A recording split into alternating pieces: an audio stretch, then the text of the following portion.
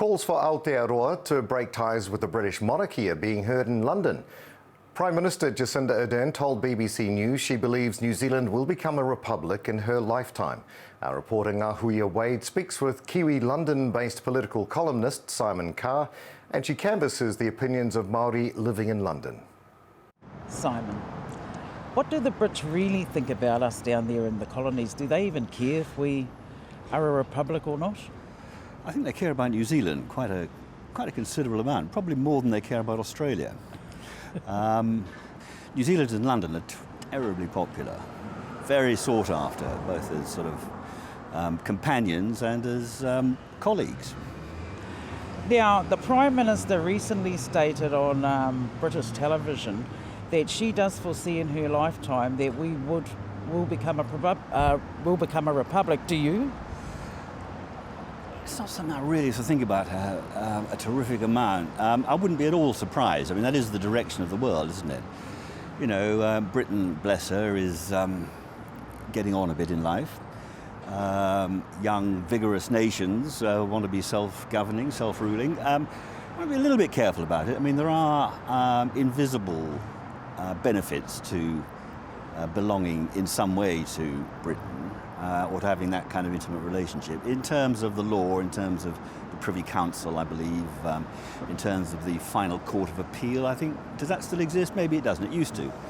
We do have the Supreme Court, but what about our defence? Well, exactly. That's a big deal. That's a very big deal, you know, and New Zealand is remarkably isolated geographically, and yet of considerable strategic importance. So, you know, you want to keep your those sort of relationships in order, I would have thought. Now, we'll come back to you, Simon, but we have interviewed a young Gen Z, 17 years old, Kahu Burrows, and she had this to say. I support the idea simply because despite, of course, the history with England and New Zealand and like the British Empire, I'd also really support almost separating the two and New Zealand being its own, standing on its own, without the monarchy, becoming a republic, essentially, yes. Bring on the republic. Very good. I can quite understand it. There is one other benefit that I suddenly remember of having a relationship with the British Crown, in that the Crown is the guarantor of the Treaty of Waitangi.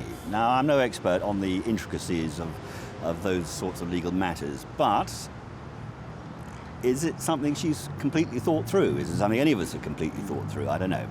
Yeah, we're all still not sure quite how those constitutional arrangements would work. However, there is another guy I also spoke to. His name is Matt Burgess. He's lived here for 24 years. He's a half-caste, still a bit traumatised. He's a bit tōtara wāhirua, and he had this to say, Simon. I'm a bit 50-50. I'm half English and half Maori. The English side is very sad. On the other side, I am part Maori as well, and there's a lot of conflict still.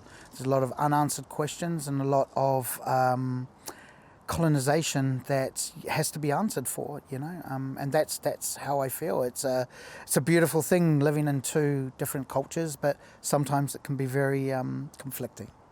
So Simon, that's Matt, who's lived here for 24 years, has a great chain of restaurants here. You have to go and suss it out. But he feels conflicted. Yes. In that he actually loves both his sides. Yeah, and I understand that entirely. I mean, I lived in New Zealand for kind of 14, 15 years, and I never had the temerity to use the phrase "we New Zealanders." Nationhood, citizenship, where you feel you belong, is tied up with so many tiny little roots that go deep down into the subsoil. The smell of the earth when you were 5 years old, you know, that goes straight down to the core of people, and it's not something you can legalise. So I understand entirely his commitment to both sides of his heritage. I mean, it's a fantastic thing to have both countries in your pocket, as it were, but I always found that when I was in one country, I missed the other. They're so different. You've got such a Māori sentiment, Koro Simon. Thank you so much. Thank you. That's Simon Carr and I, here in London. Ao Tapatahi.